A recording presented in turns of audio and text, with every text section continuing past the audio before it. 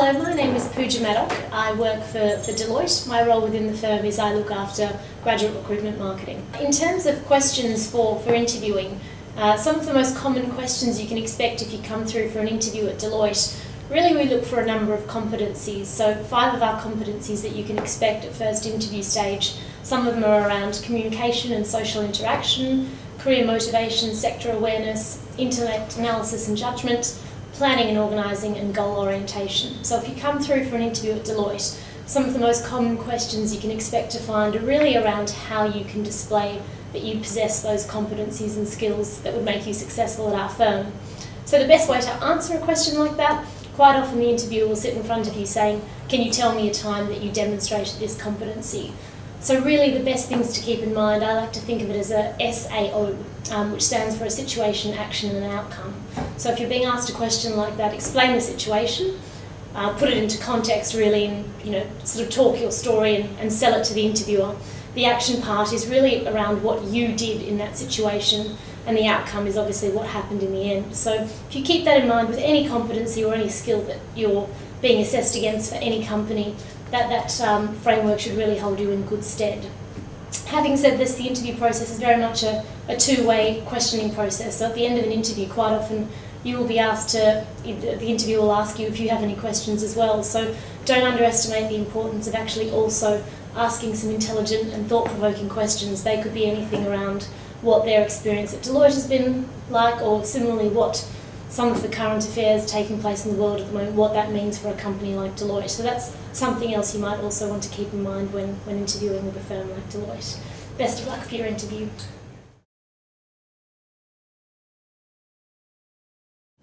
Hi, I'm Paul Searns. I'm Infosys Technology's Global Talent Programme Recruitment Manager for the UK. In a nutshell, I recruit the UK grads into our company. Obviously I'm here today to talk about interview techniques and best practice and all that kind of stuff, so I want to base it around advice that I can give you to answer effectively interview questions when you're sat in front of an interviewer. As interviewers, we often try and ask you tricky questions, not to catch you out, but to see really how you perform and to get the best out of you. And a way that you can deliver that performance and show your best is to be a star. And what I mean by that is when you're answering an interview question, I would really recommend you stick to what a lot of us would call the STAR model. Now that is to talk about the situation, once asked the question, talk about the situation, talk about the tasks involved, what actions you took and the results of those actions. What a lot of you do as a mistake is you talk about what other people did and what the result of the group was rather than what your actions were. And you've got to remember that we're there interviewing you as an individual, we're not there interviewing a whole group of you. So talk about what you did in that STAR model. So remember, situation, task, action and results. Now if you can structure your answer in that respect, you've pretty much cracked half of your interview. And what I mean by half your interview is, what you've got to remember is we are interviewing you and assessing you against communication skills very many times. And with that respect, the STAR is half the communication. The other half is non-verbal communication. So when you go into an interview, be very aware of what you are, what you're wearing, what your body language is saying, your confidence. It exudes all that kind of stuff. So be appropriately dressed, behave appropriately. A very good tip is to mirror the body language of the interviewer. So if the interviewer is sitting face on in an open posture, don't hide behind crossed arms or anything like that. Sit face on to the interviewer in an open posture. Communicate yourself through non-verbal communication, and that is, I think, a very, very strong part of who we see you are, if that makes sense. So, I mean, you crack those two things and I think you'll do very well in an interview. Obviously you need to have the experience and the examples to demonstrate what is being asked. So remember to make sure you're answering the question with your STAR model, but if you stick it to the STAR format and be aware of your non-verbal communication, I think you should succeed.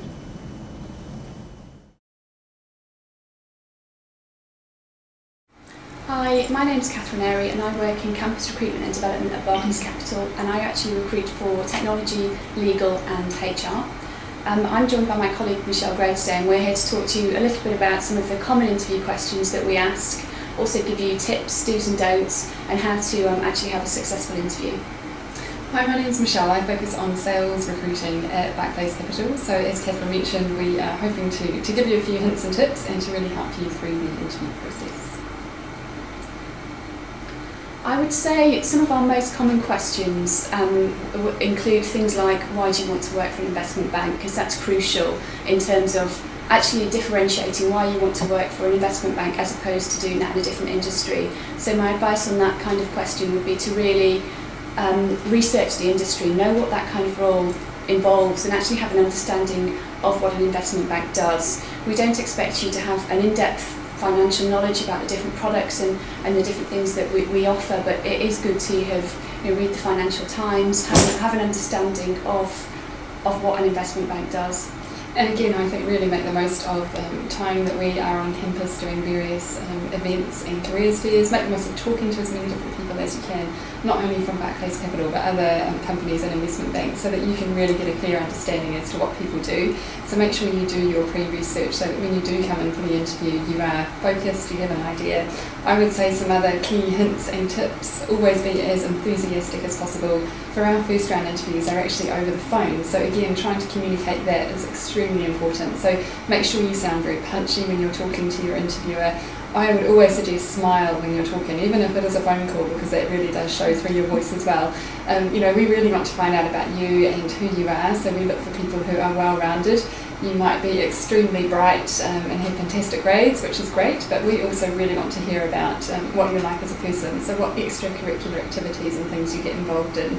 So for any of the interview questions that you're asked, you don't necessarily need to relay those back to work experience. You could also tie in experience that you have from societies or clubs at university or any other interests that you may have.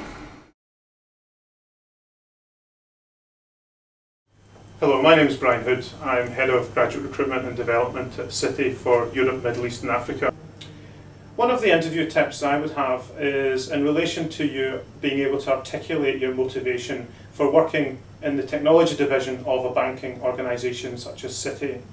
It's very important that you're able to articulate the reasons for your choice in comparison with the other options available to you. For example, companies such as Microsoft and Google as pure technology firms, but also consultancies like Accenture, where your skills would also be very valued.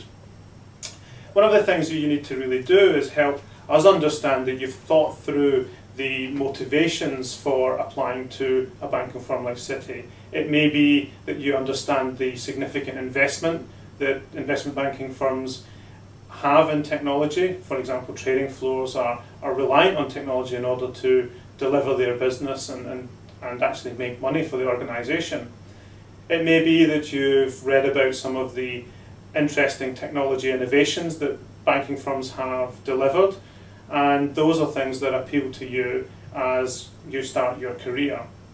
It's very important, as I say, to articulate what is it that motivates you about applying to this type of industry to work in technology versus the other options that are available to you.